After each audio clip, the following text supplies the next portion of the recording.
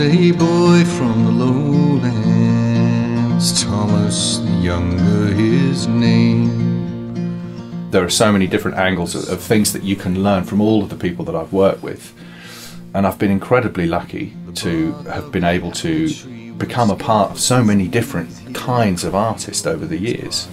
My interest in making music in general, whether it be recording it or performing it or helping produce it, always seems to really stem from the same place.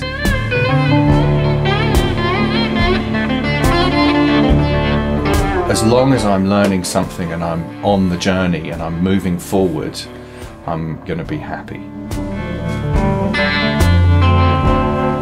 I wrote 80% of the record on the last tour. There are 2 songs on the album that are older. The Lowdown Ballad of James Younger is a song I've had for a few years, which is really the hub of the album conceptually. That's all the other songs really relate to that. You learn as you go, and you know what you know. They took where you came from, and you let it show. You know what you know, and you learn as you go. You live like an outlaw northwest of Brooklyn. The time out there allowed me the space to write the material, because I tour on my own, so I get a lot of time to think and play. I found myself in some incredible places, seeing some amazing things, watching people and how they go about their lives, and it's been great to kind of get to know England a little bit better.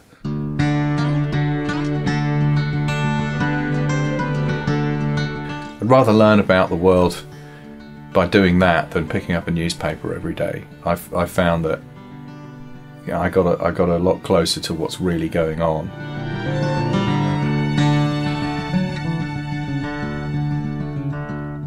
The stories all spring from this song, Lowdown Ballad of James Younger.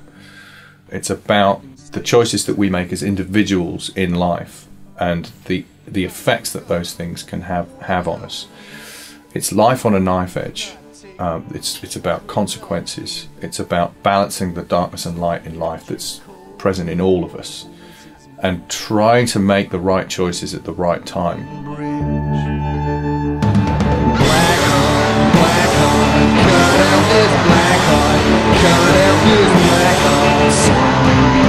The record starts in the 1850s, 1860s in the southwest of England with these 2 brothers. James is the older brother, and he's a bit of a wild card.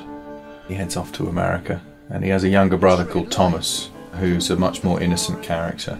Obviously looks up to his brother, but also worries about him a little bit because he knows that he's capable of making the wrong choices. As the story unfolds, James moves further and further west, as was happening at that period in time. And Thomas, as he follows James across the States, every town he goes to, he hears more and more disturbing stories about the trouble that James is getting himself into. I took the narrative songs out of the record, the songs that actually move the story forward, and just left the event songs in place. I didn't want to lock everybody that was listening to it into a specific time and place. I wanted to give people the opportunity to interpret the songs on their own terms. It was a lot more dangerous to be alive at that point in history. You know, the pioneering spirit was always really interesting to me. I think sadly the older we get, the more we realise that life is not easy. James is just this crazy guy who's just out to live it up, you know, damn the consequences. You know, it's the selfish side of our nature, which is present in all of us. It's a survival instinct. And Thomas is the sort of the innocent optimist. There's nothing to say. This idea of consequence is so crucial, and I think we're really experiencing it now. You know, we're at an incredibly interesting point in history, I think. The hem and the heel. Sometimes what I believe in is not what I feel. Oh, I tell you right now, but I'm just not sure. I want to push myself as far out as I possibly can. If you put yourself in a position where you're in control of what's going on, then it becomes quite safe. It works for some people because of the kind of records that they want to make. They want to make, you know, these incredible presentations. Sometimes you want to go for those definitive versions of songs. But for me, at the moment, that's not what I'm going for. It's more about trying to capture a snapshot of a certain period of time. Can you do another right away? You haven't in yet?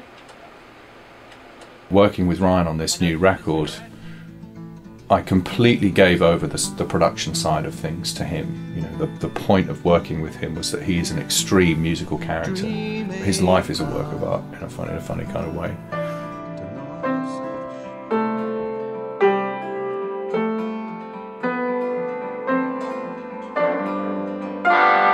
I wanted the record to sound and feel that there was real consequence to every note and every word, that there was going to be some kind of attention or reality, that the moments were going to be as extreme as they could be. He got to town, and I remember going like, hey man, we're gonna go down to the studio on Saturday. We're just chilling out. Do you want to, I was like, just want to come down and like test the mics for an hour or so, and then we'll go catch a flick. It was like, yeah, that sounds really cool. He didn't think he was recording the record at all. And I could tell that he wasn't thinking about making the record at all. If he thought he was on, and those microphones were on, he, like, spiritually really stiffens his back, and he really puts on his best. I had no real idea where I was. I'd just got off a plane. I'd been on the road for months. And then all of a sudden it was 10 o'clock at night and we'd recorded 80% of the record. We left the studio to go watch a movie, and that was it. The next day I came in and I did the next two, and that's the record. These things started peeling off one by one, and I remember thinking, like, it totally sounds like a record to me, because none of it sounded forced.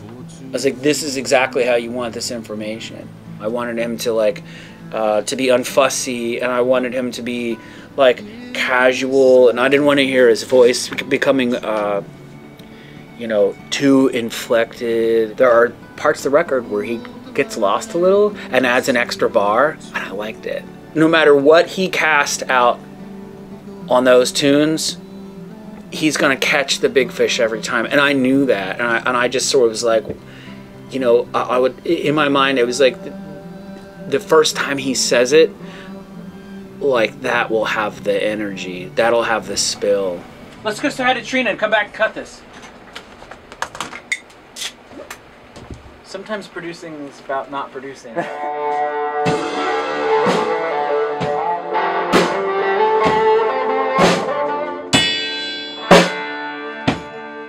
Ryan's great at distraction, you know, because he doesn't want to hear the mental process in a performance. He wants to get as unfettered as a performance as he possibly can. So we cut that record. He was like, oh, I'm not sure, brother. I'm not sure what we've done. He wanted us to make a rough mix of it and get him a CD of it or send him a download link to listen to. But I remember thinking, he would never fucking do this for anybody else. He would never fucking do it in a million years. I could hear his voice yelling at some fucking A&R guy on the phone in some alternative universe. But we did it. I was like, okay, man. He went to listen to it, and he was freaking out. He was starting to lose the plot. And we were recording Benmont that day. And I came down, and he was sitting behind the console with Benmont. You know, Benmont from the Heartbreakers. They had been listening, and Ethan was sitting there next to him. And I opened the door to the control room, and he gets up. And I'm like, oh God, what's about to happen? And he comes over and gives me this huge hug, and he's like, I get it, brother. I get it. You continue to do what you're doing. You're producing my record. Someone plays a retreat. He finished the record without me, which was great. Again, my job was done in about 5 hours. I came in, I played the songs, sang them to him. He got what he wanted out of the performances. I think he felt that they were as real as they could possibly be, and listening to them now, it's a snapshot in time. It really does create that feeling of tension. There's fragility, the humanity, there's fear where it's appropriate. The record is truly watching the world burn. It's so fire hot. It will burn your soul. Like, it feels so good too. And the humanity, I think, in those songs is turned way up. I knew it was going to be the most extreme and terrifying experience I could throw myself into. But I wanted that to be on the record. I wanted that feeling to be a part of the listening experience, and it really works. You can hear me warming up vocally. The point was that's how I sang the songs that evening. But there are no compromises, absolutely no compromises anywhere on the record. For me, conceptually, it works brilliantly because I'm completely detached from them. They're as sort of visceral, if you like, as you can possibly get. I can't decide if he's had me do this for punishment or for humor. But either way, we're laughing. We're laughing when we're crying. It lights my path. By the time you get to 2/3 of the way through the record, I feel like I've progressed about 5 years as an artist. No one else is going to respond or react to those performances the way I will. So I feel as an artist, you have to give that stuff over. And I know he's truthful with me, he's honest with me. I know the guy really well. We've known each other for a long time now. When I sing a song for him and he records it and he said that was incredible, that's enough for me. I also know that other people are going to hear it and not like it, and that's okay. If you start going down that road, you start shaving off all the edges for some bizarre idea that you might please more people, and of course it just doesn't seem to make any sense. You can't go down that road. You've got to let everything just exist in the way that it exists. And in the shadows of the moon, I had been touring right up until the point that I got into the studio with Ryan, so in a funny kind of way, it was almost like recording a show, really. It was this is the way I'm going to sing them tonight, kind of thing. promise in the night.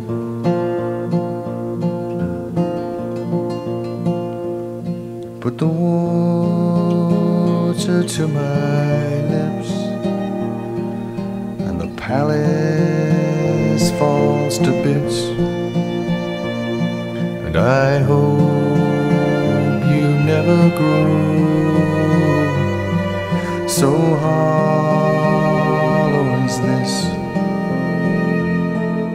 It's a challenging listen. It's challenging, and I hope it's engaging. I hope it gets the point across.